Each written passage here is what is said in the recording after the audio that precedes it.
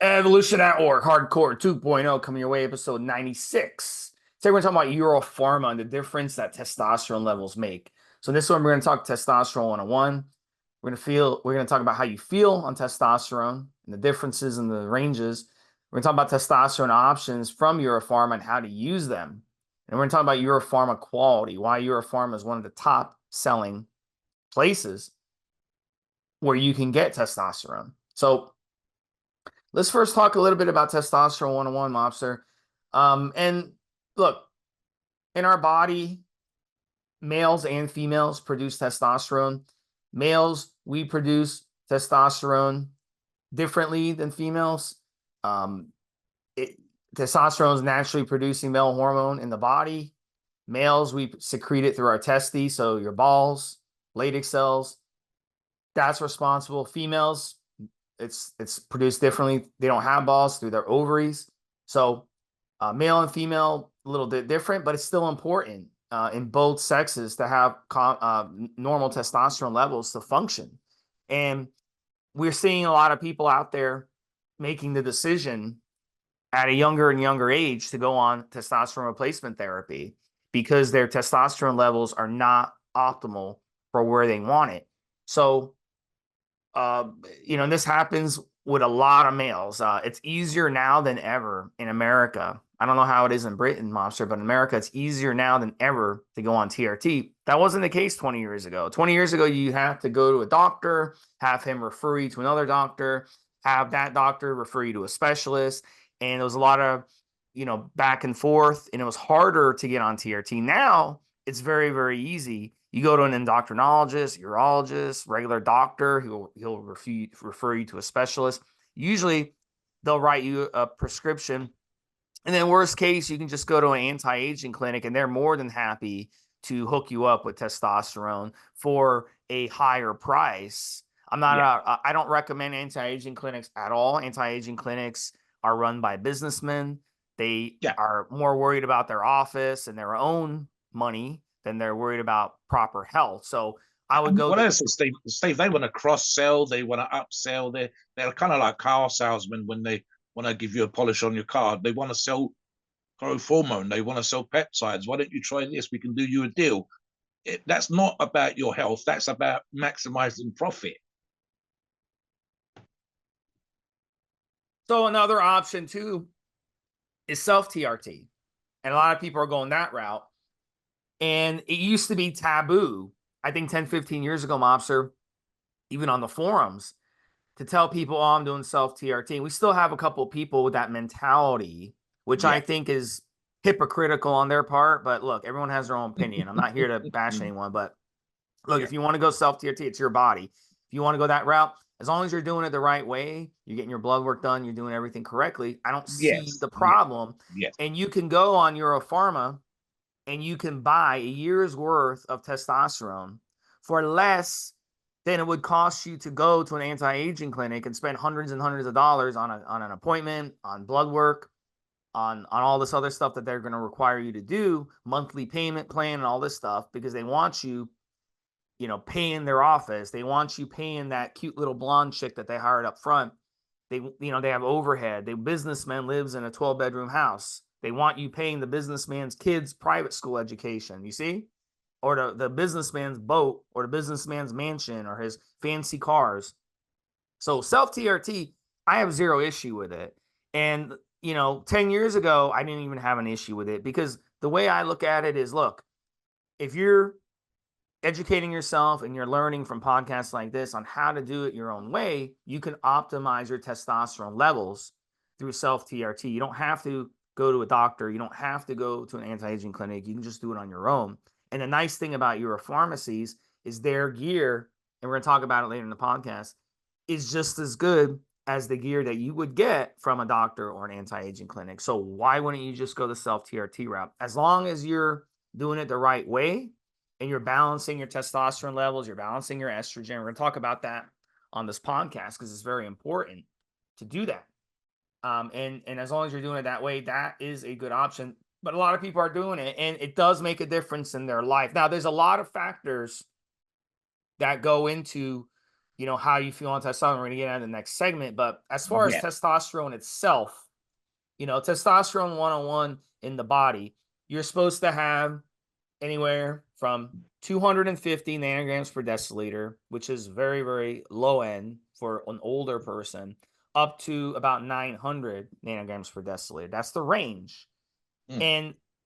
And the range can vary. Someone can feel really good at 400 nanograms per deciliter, and someone could feel really bad at 700. So it's not about getting your testosterone levels higher. So if you do go the self TRT route, when it comes to testosterone, it's not about let me get the highest number possible. Let me get over 1,000, because Yes. what's going to end up happening is it's going to end up backfiring on you. And anti-aging clinics, oddly enough, that's what they do, because they want to give you more than you need to make you happy. And then they could start giving you other things on top of it, like B12 injections, vitamin injections, and aromatase inhibitors, other things, ACG and HMG and peptides, and all. They're going to start giving you more stuff to cover up the mistakes that they're making when it comes to what they're prescribing. So I have a lot of clients that come to me, they have testosterone levels like at 700 nanograms per deciliter, which is really good.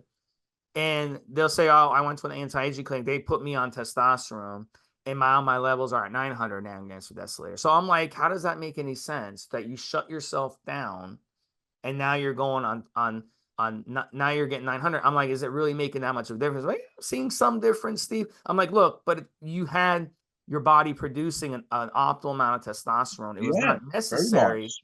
for you to go on TRT. It was not necessary. So if you're going to go on TRT, make it worthwhile. Make it a situation where your levels are low, where it makes a difference, and it's worth shutting yourself down for life. Because that's the thing with testosterone. A lot of people don't understand this.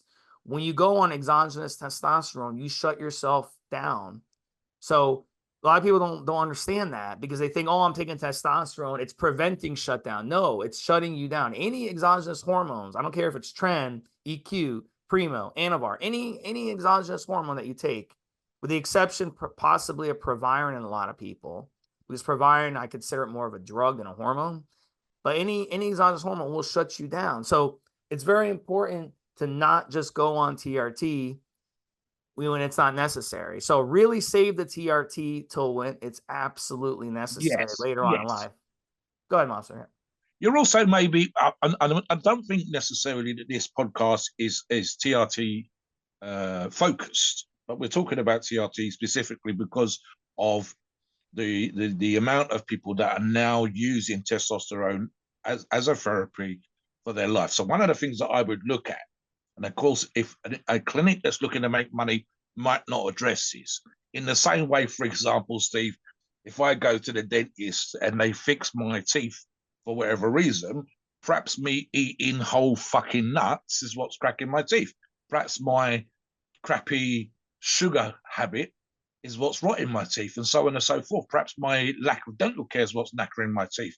So sure, the dentist makes, especially in America, is going to make a small fortune out of treating my teeth. The same thing applies to the TRT thing. So as Steve said, and we're going to get into specifically the ranges and how you feel on ranges and so on and so forth, and how that differs from one person to the next. And I've said the same as Steve, that you can feel horrible on what would be arguably an amazing level for someone else, and amazing on what would be a low level for someone else. Well, then sometimes what happens, Steve, is when individuals, specifically men, go to clinic for TRT, women would be HRT, of course, which includes testosterone, you aren't treating necessarily other issues. So, for example, let's say that my numbers were mid-range, 450, 500 nanograms a deciliter, but I felt like dog shit. For my age, that might be absolutely on point, Steve. There might be other crap going on in my life that's not being addressed. And the clinic isn't really there to do that. They're there to make a buck. They're there to sell you hormones. And I'm not saying, oh, maybe your life is crap. Maybe you're going through a divorce. Maybe you're not eating properly. Maybe you've got some underlying medical condition. You have literally gone to a life extension clinic or TRT clinic. They are there pretty much for one thing. It's a little like going, going to the dentist again, Steve, because I've got the handle of my mug that I drink my tea out of broken. They're not there to fix my mug. They're there to sell you testosterone. They're there to sell you hormones. So it's almost not in their interest to fix these other things that might be going on and actually make you feel better on your moderate, high, or low levels.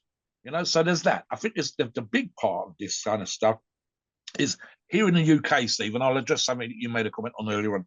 Is it easier? Yes, a little bit in terms of there's always been private clinics, and now there's more companies and private clinic type organizations that will sell you testosterone as TRT. Certainly not on the level that it is in the States, but I think we might be heading that way in the not too distant future. It's always been easy, of course, compared to the United States of America to get steroids and use steroids here in the United Kingdom.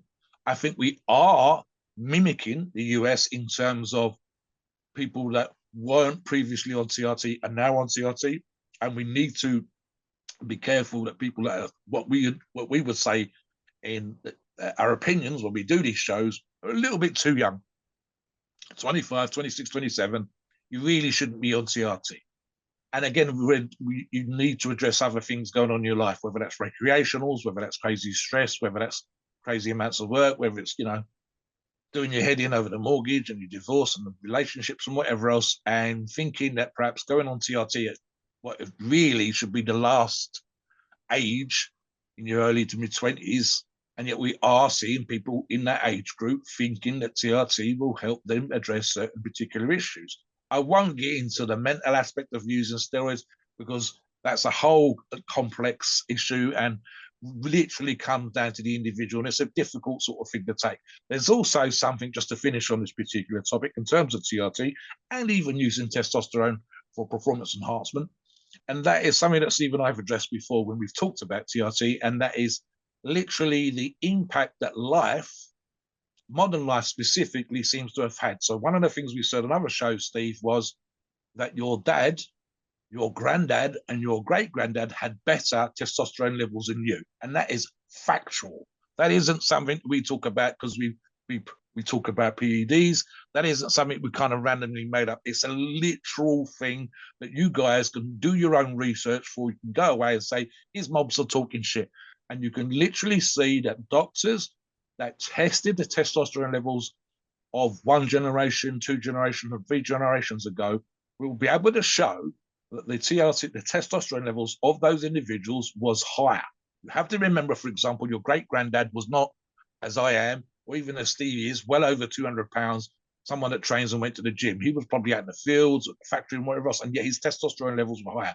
And that's a combination of modern life stress, social media anxiety, and so on and so forth, chemicals in the air, in the water, in the food, way more processed food, and to some degree, not necessarily for all our listeners, Steve, because I think our listeners will probably be more active, but it's certainly for the average Joe in the high street that doesn't train or doesn't do keep fit or doesn't work out, literally that lack of exercise, because your dad and your granddad and your great granddad were way more likely to have been physical, whether it's laboring in a factory, steel plant, coal mine, out in the fields or whatever else. The physical activity would have enhanced their testosterone levels.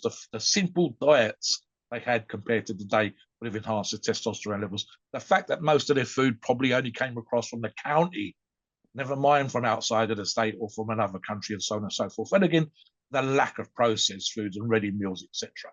So we are seeing lower testosterone levels, and certainly, you know, there are great things. We live longer, Steve, but again, testosterone levels are lower.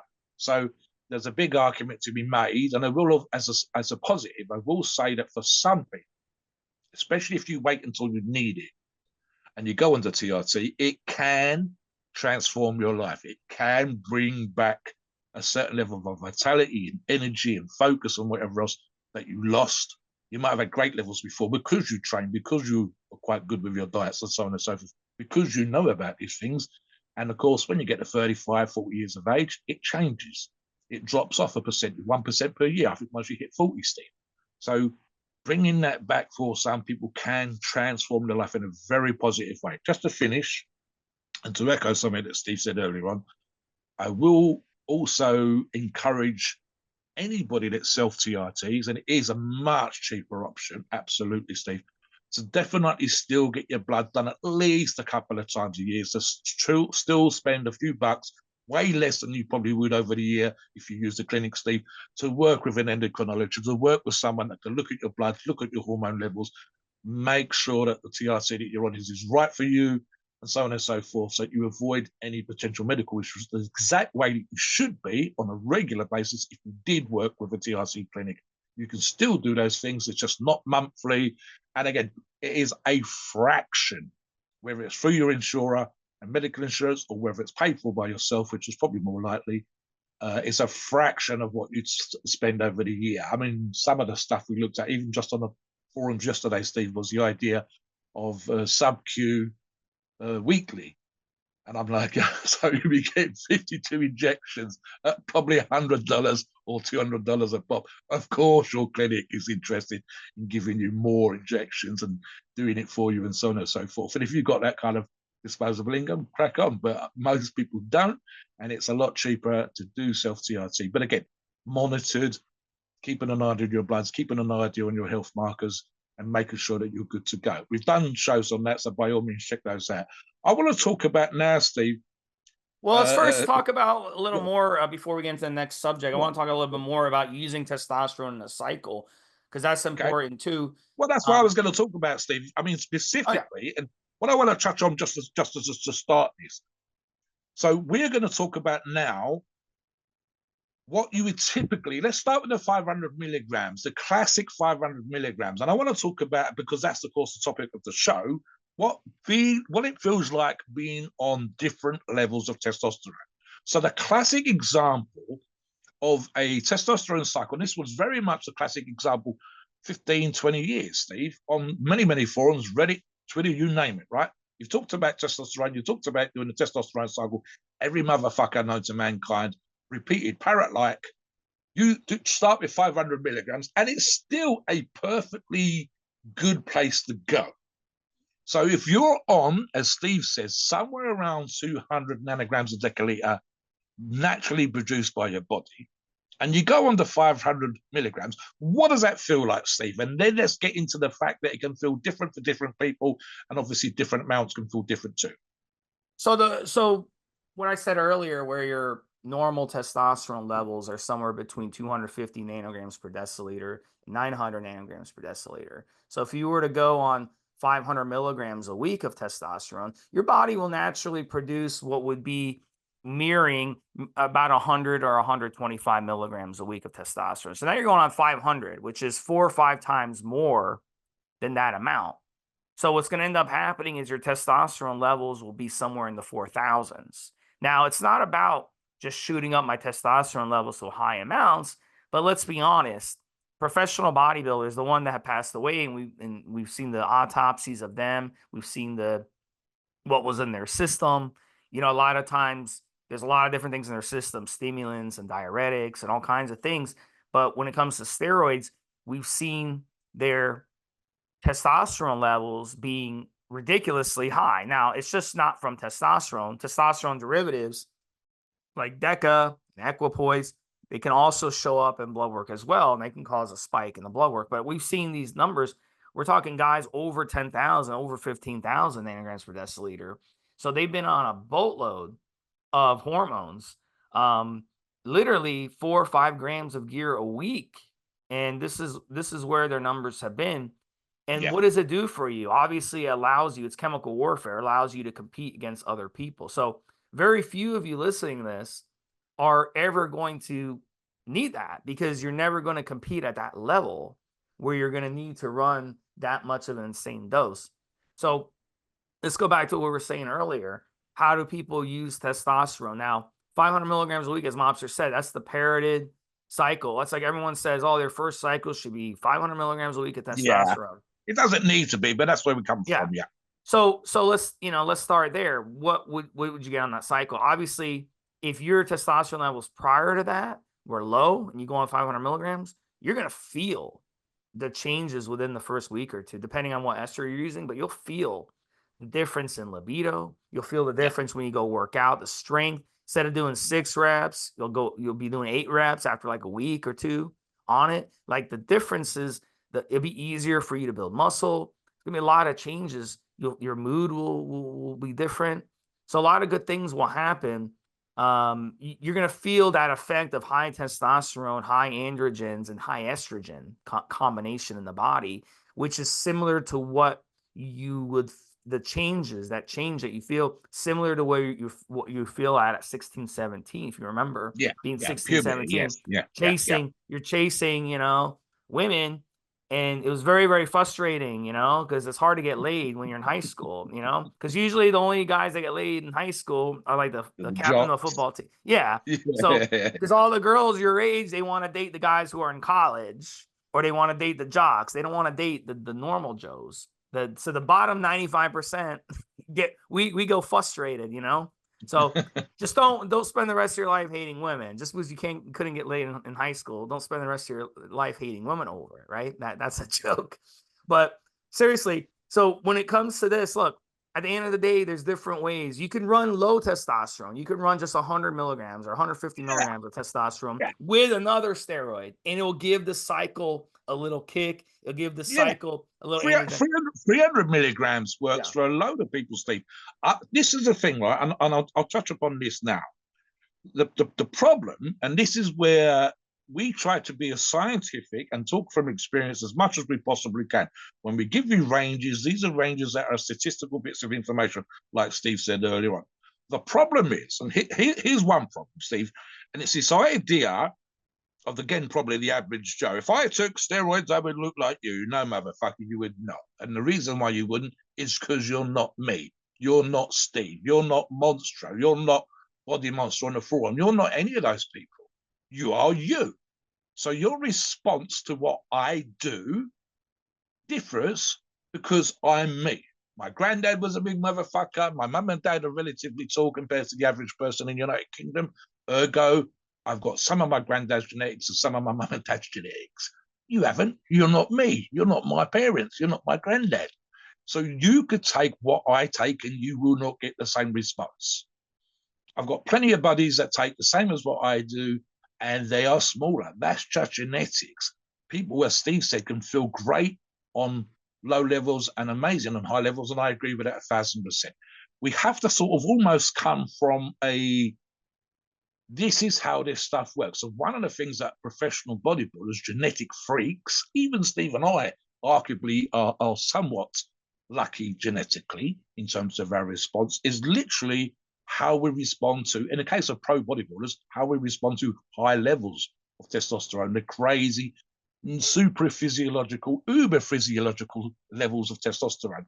For example, the late Monstro was a 5 grams a week person, and other hormones. I've seen, I think, one record breaking number quoted by the person himself in a book was Pete Griminsky, one of the three owners at that time of Gold's Gym, very broad-shouldered, and I think he made a Mr. America at one point, was his highest level, Steve, and he had an uncle in pharmaceuticals, and you can find this reference online, guys, was literally had a suitcase full of steroids sent to him by his uncle, who's in that particular position, incredibly lucky. He may well be, Steve, the one person that actually had a saline type drip or whatever drip set up in his room and was taking grams and grams. And the one number that he cited was probably the most excessive I've heard of anybody, was 10,000 milligrams, 10 grams a week. Pretty much every other pro body was somewhere between 3 and 5,000 milligrams. And again, not everybody needs to stay on that. Sometimes they feel god awful, the same as anybody else. Sometimes they respond incredibly well. They could be doing crazy amounts of growth hormone and crazy amounts of insulin and almost sensible amounts of testosterone. The problem we have here, and it almost makes it difficult to discuss, Steve, is the literal individual response. If a person trains their ass off like Steve and I, and eats well like Steve and I, they should, all things being equal, do very well on, if they've got normal levels of testosterone, they should do kind of well on the 500 milligrams that we talked about earlier on. Certainly better than they did without 500 milligrams.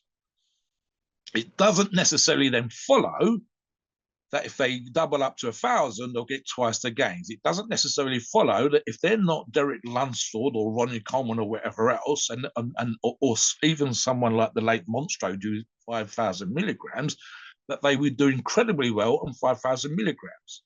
They might find 5,000 milligrams awful. they might find the testosterone level so fucking high that they feel toxic all day long. They might find that their organs don't like that. That's why some people can get away with taking crazy amounts and some cannot. The other problem we have, I think this is very true in bodybuilding, Steve, is while we have shows like our own where we discuss exactly what we're discussing right now and why some pros will talk about the actual PED cycles. Dorian Yates is an example, talking about what he's taken in the past. And you've even had shows like Dorian again, talking about products that used to be able to get available. Victor Martinez says about how steroids used to be better. I don't know that that's necessarily true, Victor, but that's by the by. And talking about stuff that they've taken. The problem is there's an enormous amount of bullshit, even amongst buddies at the gym who don't even know properly how to prescribe it. Give you an example, Steve. Okay, this is a silly one. People will say that they take milliliters, which is their fluid measure. I'm on 10 mil a week. Okay, of what? And how many milligrams per milliliter we're talking about? You shouldn't be telling me how much oil you're taking. You should be telling me how many milligrams you're taking. Then they get confused because they're not just using testosterone, they're using something else. So then you're talking about the total volume across 2 or 3 products. As Steve said, a Deca and a Sust and something else. No, I need to know specifically what you think your total milligram is. And again, just because they're doing incredibly well, for example, Steve, on 3,000 milligrams or 2,000 milligrams, doesn't mean necessarily that I will. I think, as using myself as an example, the most, and I've got the calculator to work this out before, the most I've ever used in any cycle ever, and I think it was the one I did in October of last year, Steve, so 2023, was the bulk cycle that I've talked about before of Sustanon and Deca, and that amounted to 1,050 milligrams over 7 days. That's how we're averaged out. That is literally a fraction over a gram. And that is nowhere near pro levels and whatever else. And I still, as I've said on many, many shows, managed to get an all-time high of 336 pounds. Now, how did I feel in terms of my testosterone levels? And I'll ask Steve this question as well. On my testosterone side of things, fine. I actually felt worse using less overall testosterone, which included Tren on the cut that I'd run before, because the Tren part of what I was using, Tren Ace, which was part of the cut product I was using, made me feel more toxic. And yet the amounts I was using on that 4-week cycle versus the bulk cycle was less, around, I think, circa 600 milligrams. So I felt better on 1,050, and yet it was still at an all-time high. Plus, of course, you're going to struggle with the simple fact that I weighed in excess of 150 kilos, 336 pounds, and that's just a lot of body weight to be fucking dealing with and moving around. So my testosterone, in terms of my sense of well-being on testosterone, was fine. My sense of well-being at being fucking heavy was not so good. So it's that weird situation where we try, and this is the reason why we always encourage listeners to get blood tests, certainly in terms of your testosterone levels, but we try as best as possible to look at specifically when we're talking about people training, what they want to train for via the logs on the forum, which we encourage you to come and do, purely and simply because we know that your response, you the listener, you the individual, is going to respond slightly differently. Now, we can always give kind of average numbers and say this is how you should do well. And certainly, as an obvious example, Steve, if someone was on 1,000 milligrams of testosterone total per week, and we can see from their log that their training's great, we can see from their log that the nutrition's on point, they're meal prepping like motherfuckers, they're absolutely fucking golden.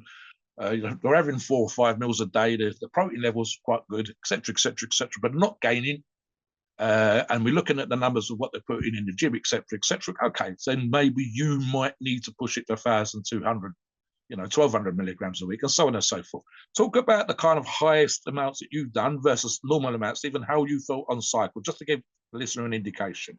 So I've run the most testosterone I've ever run. It was Sustanon. It was the blend, which is a blend of testosterone. We're going to get into that in a second. The most I ever ran was 750 milligrams of it. And running 750 versus 500, I did not notice any difference.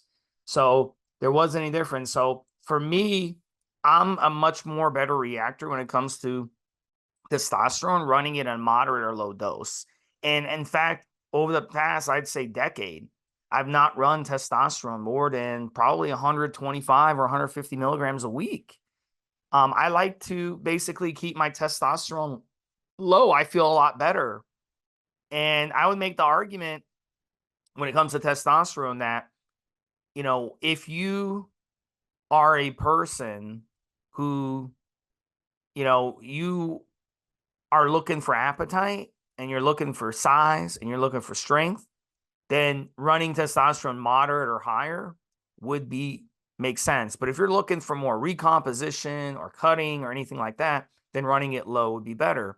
And what happens is with competitors, even the pro bodybuilders, the bigger guys in the open competitions, what they'll actually do is they'll run a short ester testosterone option, say a propionate, for example, and they'll stop using it 2 to 3 weeks ahead of their competition. This way, it's at a very low level at competition time because they don't want the excess water retention that comes with using testosterone. So a lot of these side effects that people report on testosterone is from the estrogen, is from the estrogenic side effects.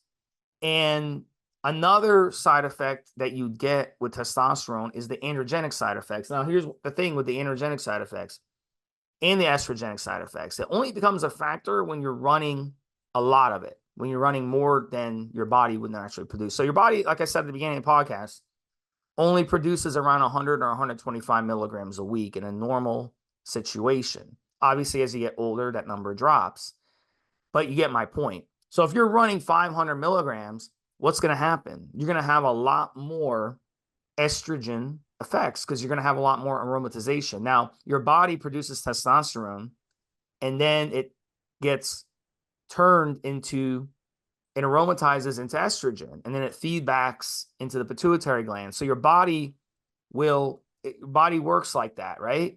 So your pituitary glands produce the hormones, then feed your Leydig cells. This is in males. And then it produces testosterone, which aromatizes into estrogen, goes back into the pituitary glands, and the circle continues on. So your body, that estrogen gets used up because it's not a high amount. But when you're using an excessive amount of testosterone and you're producing way more estrogen in the body, there's more estrogen being aromatized. Your body is not going to be able to get rid of it in time. So it's going to keep building up and building up. So what can end up happening is you end up with these estrogenic side effects, and that can cause things like gynecomastia. That can cause the fatigue that a lot of people report. That's why I didn't feel as good at 750 versus 500, because when I was at 750, I felt worse because I was having more fatigue. My sleep wasn't as good because when you have more water retention, your blood pressure goes up. Your blood thickens, you see? So it's a domino effect of things, and you don't sleep as good. Maybe you sleep the same amount of time, but it's not as quality of sleep. So now you're more tired during the day. So then it affects your workouts. So you can actually make an argument that you can actually get less gains by running a higher amount of testosterone. So there's a lot of different factors. Yeah, I think the key phrase that people need to look for, Steve, is what we call optimal or optimizing your testosterone levels, for whether that's terms of lifestyle, not in the gym type stuff, or whether it's in the gym type stuff. So, for example, not everybody wants to be a freak. Not everybody wants to be some kind of fucking strength monster like I do. Okay, so most of you just want a little bit of muscle, look good, feel good. And therefore, you do not need to be running grams and grams and grams. You need to probably be somewhere between 300 to 600 milligrams a week. For some of you, and I've talked about this affinity type stuff before, and what I call low T versus high T kind of guys. So this is a weird situation. Sometimes the most aggressive members of society are actually low testosterone.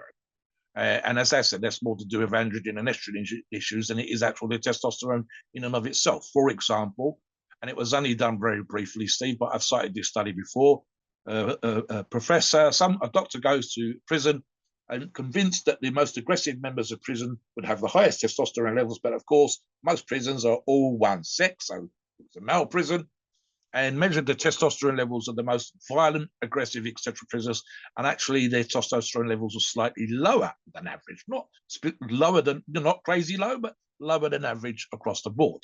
And that's, of course, because they're surrounded by men, so there's no women, so there's no reason to be sexually aggressive in that particular way, certainly no reason to have high testosterone levels. They're eating crappy food, they're not getting much exercise, obviously, they're in prison, and so on and so forth. So the whole sort of how you feel thing comes into play. So if it's a low T kind of person, or someone who doesn't respond necessarily naturally well to whatever level that they've got in their blood, let's call it the lower end, just for the sake of argument, going on testosterone or using a moderate kind of what Steve and I would call a sensible dose between somewhere between 300 and 600 milligrams of testosterone a week can, as Steve sort of referred to earlier on, make them feel like fucking Superman. I've seen this mentioned on the forum, Steve, and my buddy said exactly the same thing. When he's on T, when the member was on testosterone, their wife / girlfriend / partner knows all about it and actually really likes it. I did warn them to let the partner, girlfriend, whatever, know that when they come off the testosterone, things will go back to normal. So there might be, 1 week is incredibly interested, the next week not so much. So there's also that element. I think there's a thing for, I think like Steve said, when you're at school as a teenager and whatever, and you're struggling with puberty, as an older man, an adult male listening to this show, we know where our audience profile kind of is. You should, all things being equal, have a more positive outlook. You should feel more pep. You should certainly, as Steve said, recover better in the gym. You should certainly be doing more weights in the gym. I would encourage you, of course, to manipulate that with your training, by taking advantage of it. Don't just do the same training and eat the same amount of food and take more testosterone and expect your gains to be great. Adapt to the situation. And then obviously try to keep the gains, the muscle, the fat loss, etc., when you come off cycle. But certainly, all things being equal, you should feel better. You should recover better. Your protein uptake is increasing. Nitrogen specifically is increased. In other words, your ability to use protein and to build muscle is better. You should be, quote unquote, hornier. You should be more like the puberty horn dog teenager that you'd been in the past. Certainly more like the honeymoon period of most relationships. Certainly more like your wife bending over to fill up the dishwasher. Oh my God, look at that ass. Where normally you'd be, look at that ass. Now it suddenly becomes more attractive because for obvious reasons. But why? It was the same ass last week. Why? Because testosterone. Why? Perhaps more aggressive, or certainly more assertive, Steve, I would argue, in traffic, in shops, in situations at work, all things being equal. And obviously, if you fix your health, fix your lifestyle, make sure your training and nutrition's on point. I think that, as I said, the biggest confusion for most people is this idea of high levels of testosterone on cycle equaling more gains. Now, the argument, I think, has some validity, some. But as I said earlier on, Steve, it's not a question of doubling up. If I go from arguably 1,000 milligrams a week to 2,000 milligrams, I do not increase my gains 100%. I do not double up. Okay, the body doesn't like it. There's always going to be that feedback loop. There's always going to be the issues with androgen and estrogen, like Steve said earlier on, in terms of my body's response. All things being equal, I should see some better gains. I should see some better strength. I should see some better fat loss.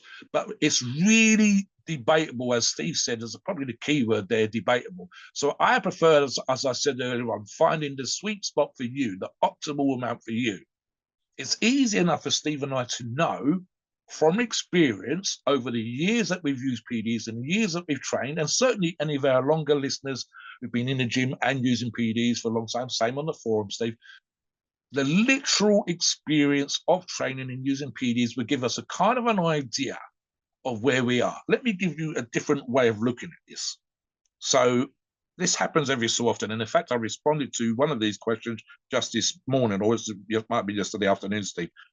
A member come on the forum who's used PDs in the past, but hadn't, for one reason or another, who knows, no, Steve, they might have been in prison, they might have just gone away from training, whatever. But they said they hadn't used any kind of performance enhancement for 10 years. So sometimes, and this is actually the way that they phrased the question, they wanted to do an aggressive cycle coming back after 10 years off. They've only been training briefly, blah, blah, blah. And I said, listen, you do not, and I've said this before, you do not need to do an aggressive cycle because you're coming back. Literally, the last cycle you did, even a beginner cycle, because you haven't used testosterone for 10 fucking years, is going to respond very, very well in your body. You do not need to come back and suddenly jumping into the deep end. Just starting over again, not using any orals or injectables or whatever for 10 years, you're going to have a great response. You're going to get muscle memory is going to give you loads of that muscle back, even after 10 years. The new muscle will still be the hardest part. The last 5, 10, 15% is going to be the hardest part, but you don't need to go no testosterone and then bang it at the deep end on 2,000 milligrams a week. Perfectly 300 to 500, that might be the last cycle you've done, or even the first cycle you did, Steve, going to work incredibly well. But I think it's that optimizing is very, very difficult. I don't think any show ever that's discussed testosterone could say, hand on heart, cast iron guarantee that this is what's going to happen to your body 100% if you use this amount, because it's so individualistic. It's so difficult. Talk about, Steve, before we talk about some of the products and options that we would talk about when it comes to testosterone. Talk about the way that we would get to that. Like I said earlier, when we're looking at a person's lifestyle, the training, the nutrition, and specifically the way that we would help someone, if you had a client, for example, how we would tweak their dosages to get what's the best for them rather than some sort of generic number. Yeah. So look, at the end of the day, it's important to run the proper ancillaries on cycle. So luckily Euro Pharma, they have good options for estrogen. And what's going to end up happening, let's say your blood pressure is like, even if your blood pressure is good, I've gone into plenty of cycles, especially when I first started out, because you got to remember, I was an endurance athlete in my mid-20s and I started using steroids in my late 20s. So I was in really, really good shape. I had great heart health. Even in my situation, when I started to use testosterone and sustanon, and I would have water retention and the estrogen would go high, even I would have higher blood pressure. So you got to make sure you keep your estrogen in check. Very, very important. So Euro Pharma, they have the proper ancillaries, the Aromasin, the Arimidex. Those are 1 and 2. Letro is also something to have on hand in case of emergency. And these will help keep your estrogen under control. Also, support supplements are important. Also, going into the cycle in optimal health is important. If half your blood work is off before you start your cycle, obviously you're going to have problems and you're going to make the situation worse. So it's important to make sure that you have all this in line before you start. We want to stay safe when we do this. So, and that's what you definitely want to do. So let's touch on the different options that Euro Pharma has. And I'm gonna give you some options. So Euro Pharma testosterone cypionate is the #1 selling testosterone option they have. And you can use the cypionate if you want to do self TRT. You can use it on a cycle that's 10 weeks or longer in most situations. And you only have to inject it like once a week or once every 10 days even, because cypionate has a longer half-life.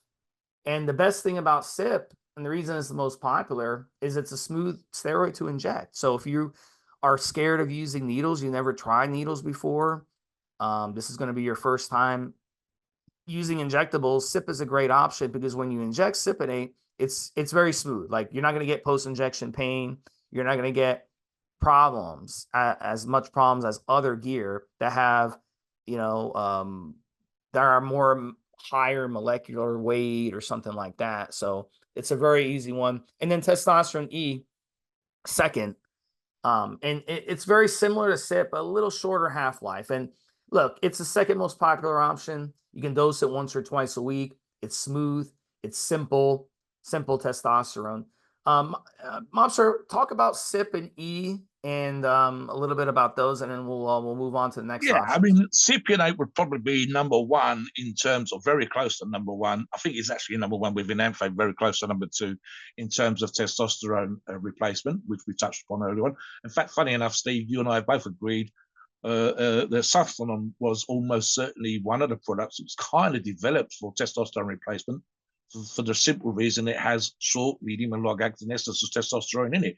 But in terms of modern use, etc., for whatever reason, clinics, and perhaps just because it's easier to inject and are quite popular in that particular regard for TRT purpose, cypionate would be probably #1. And Enanthate, as I said, very, very close second. As I've said on other shows, in terms of the testosterone Enanthate, my buddies absolutely loved it. But for whatever reason, I do well on Sustanon with the mix of testosterone esters, but didn't seem to feel the difference. And this comes down to, as I said earlier, on the individual response on Enanthate, but super, super popular.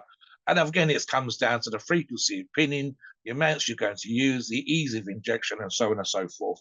More likely to be seen in a competition cycle, certainly more likely to be seen in someone who's cutting down with a specific date in mind or whatever else those would be the propionate. You are way more likely, let me touch on the competition stuff.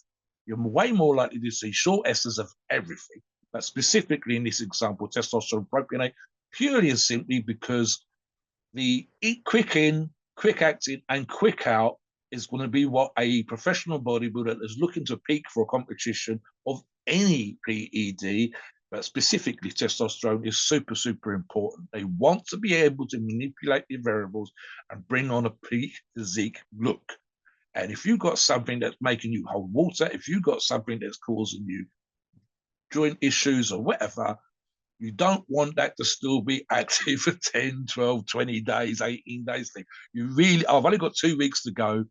I'm holding water in a minute. It's everything else. I put my cardio's great, my food's great. I'm like 600 calories a day. I'm 3 hours cardio. I was even mega fat to begin with, but no, it's just the water like less because the stuff that they're using hasn't agreed with them and they need to get it out of their system. Well, that's impossible. It's a long acting ester. It's there. You can't drain it out. So they were way more likely to have longer esters of testosterone at the beginning of a competition cycle, 16, 20 weeks, versus the end of a cycle. And that makes sense from the prep coach. It makes sense if the person they got specific working on their PED plan and so on and so forth. That's just in terms of popularity. Steve and I have also done shows where we've talked about the top 5, top 10 PEDs in terms of testosterone and steroids specifically, and what sells, etc., etc. And again, Steve, as you know, I think number one in terms of the injectables was either CP&A and Amphate. So I've used, and let me just touch on this now, Steve, as well, and I'll talk about the TRT and dosing. So I have used, and I'm using right now, my TRT, which I started 6 weeks ago. Just before my 60th birthday. I made the decision, you're nearly 60 years old, motherfucker. Perhaps now might be a good time. I held off doing TRT for as long as possible. You sold out. You sold out. Yeah, I've said for the longest time, any of you have been listening for years, and we've done hundreds of episodes, and certainly on the forums, that I was keen as I possibly could. I never gave a particular time scale, but I did sell out in terms of, right, I'm doing it now, bollocks. And I said for the longest possible time, same as what we actually touched upon earlier on when we was talking about CRT, wait until you need it. Wait until there is an actual physical need. I was lucky that I was still able to hold a certain amount of muscle and strength for a very long period of time, because I've been training a very long period of time, to not need to go on to TRT for the longest possible time. So if 60th birthday was coming up, right, no, 200 milligrams a week. It's not going to be crazy. I've actually kind of got used to it now, Steve. As I said on another show recently, first few weeks, my libido was like, oh, it's kind of annoying. Actually, a little bit too much in terms of where I was normally prior to that. And again, that might be a good reason for what needing TRT. I've kind of got used to it now in terms of sorting that particular side of things out. And so I'm using Euro Pharma's testosterone CP&A at 200 milligrams a week right now. I did say a couple of weeks ago on another show that I might drop it down to 150, but I think 200 milligrams seems to be the sweet spot for me. I've just literally started doing, I've just finished an oral, going to be doing an injectable for the next 3 weeks, 4 weeks to finish off a strength program that I'm doing right now. And then I'll go back to my regular, still part of obviously the cycle CP&A. As I said, for example, with the Enamphate, buddies of mine have used this in the past. Let me talk about, again, Steve and I. I'm running Sustanon and Deca right now. My favorite Balkan cycle will enhance my strength, etc., etc. So in terms of Sustanon, Steve, here's my current plan, and that is 250 milligrams of Sustanon, 250 milligrams of Deca, and I'm going to be doing it every 5 days. It works out to around 700, 750 milligrams per week, plus the 200 milligrams of testosterone CP&A for a combined total, milligram total, across all 3 products of about 900, 950 milligrams per week. In terms of length for the cycles, etc., because I'm on CRT, I won't need to do PCT, so in and out and so on and so forth. And because of the bulk that I've done before previously, Steve, that's only going to be for 4 weeks. Plus, of course, I'd run orals prior to that. So I don't want to be on more than 10 weeks in total. But for most users, again, you're talking around the low end of testosterone would be 300 milligrams. The higher end, again, typical list than 600 milligrams. And you're looking at 8 to 12 weeks overall.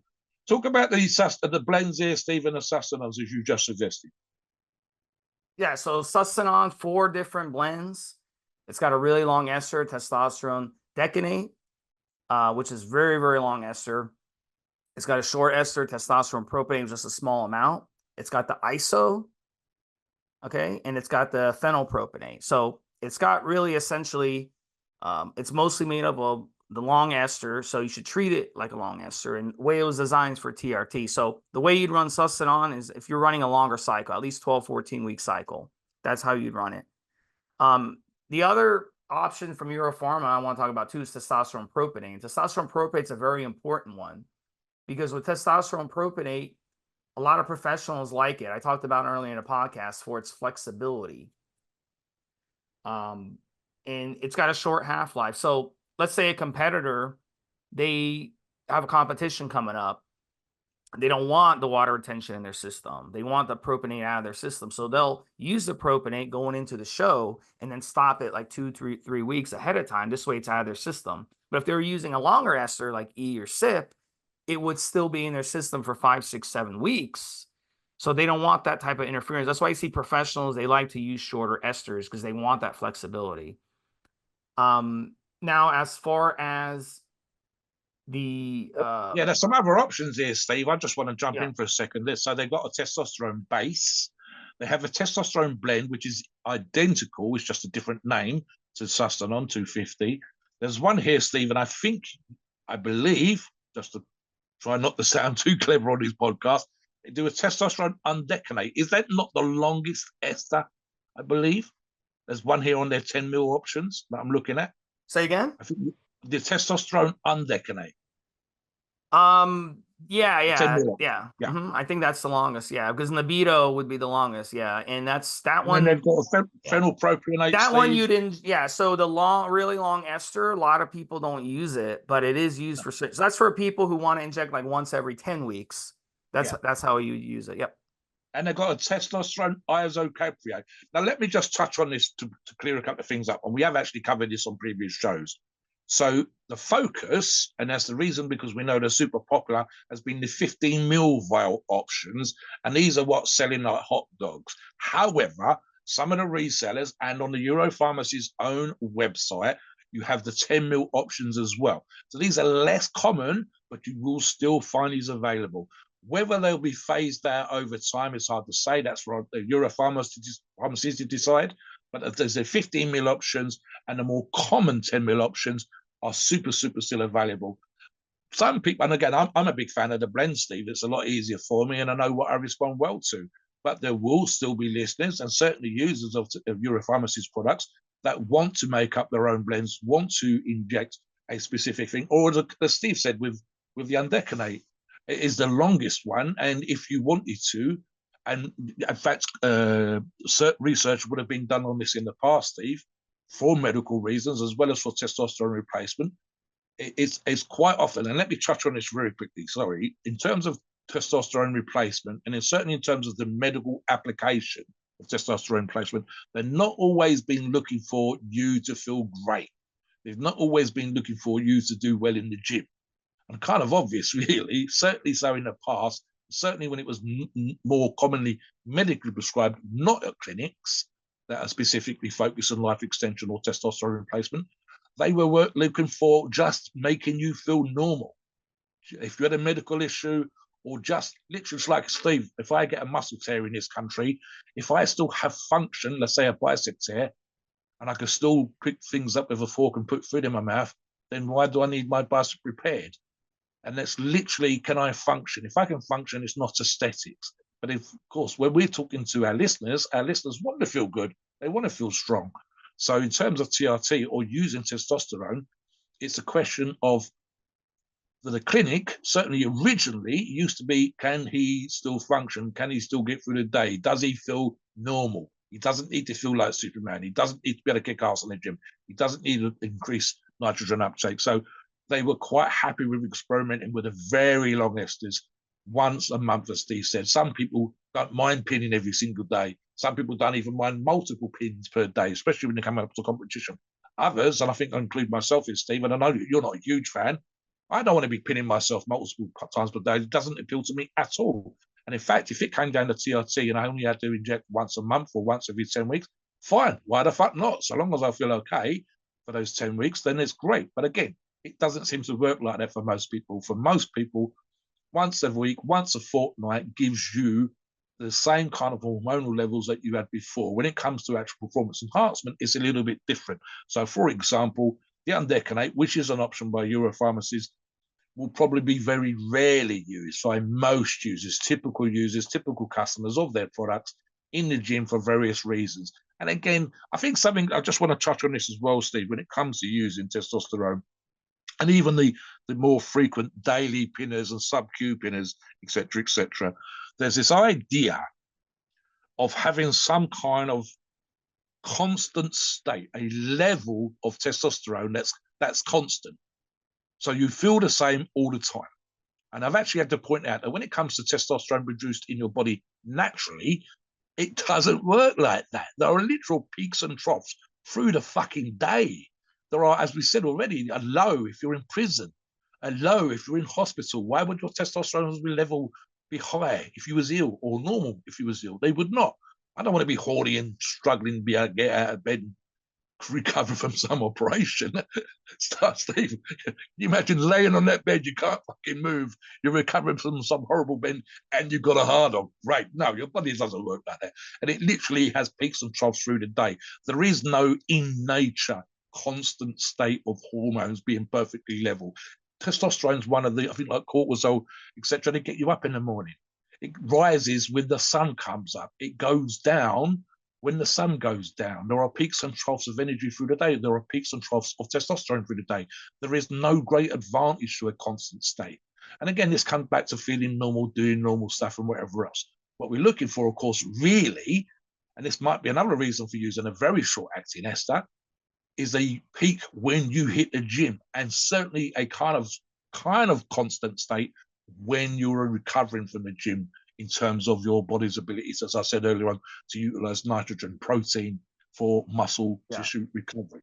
Yeah, of course. Yeah, I think there's so much to cover. We could do like 10 shows on this. So definitely check out our prior episodes in future. I'll tell you what would be good fun perhaps for a show in the future, Steve, is to have someone that uses a low amount come on and someone uses a high amount come on and talk about the reasons specifically to those individuals why one does well on the low. And as you said, but the thing is, even with those people, your body changes. Like you might at 28 years old be like, wow, I love 500 milligrams of testosterone a week. I won't run a cycle without it. Then when by the time you're 45, you're like, man, I don't like testosterone anymore. I don't like that it, raises my blood sugar pressure. I don't like it causes me a little insomnia. I don't like that it raises my estrogen. So I like to keep my testosterone low. So your body changes. So don't be one of those stubborn people. Be like, well, I like testosterone at this dose. It's got to be at this dose. I got to have this ratio. Because your body changes, and your goals change as well. You're not going to have the same goals at 45 as 25.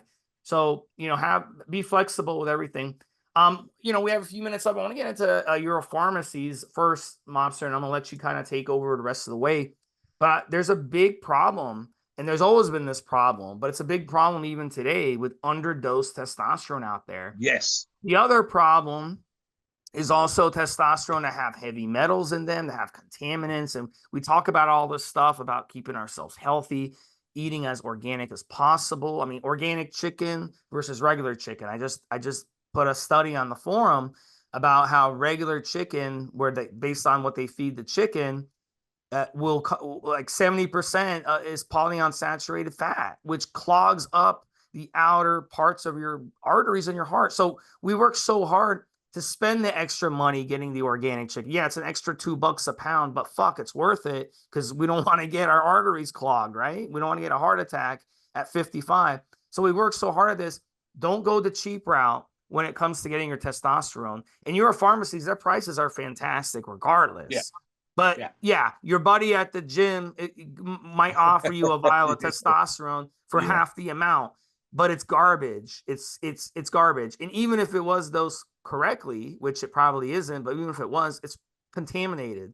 It's got little pieces of hair in it, little pieces of dirt. It's got all kinds of little microbes in there that you're injecting in your body. Why? Why would you do that? Make sure you're going with Euro Pharmacies. Make sure you're going for quality, and it's well worth it. And they're very, very good when it comes to shipping and customer service and everything. So whatever testosterone you decide to use, whatever dose you want to use, it's Yeah. important you use high quality testosterone. That's why Mobster and we recommend Euro Pharmacies. I mean, I use them. Mobster uses them. We recommend them to people on the forum. We recommend them to clients.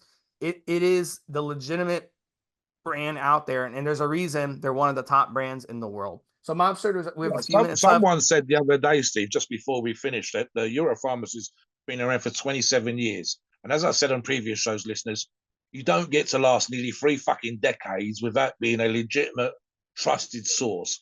We've tried their products, we've used their products. They are my go-to brand.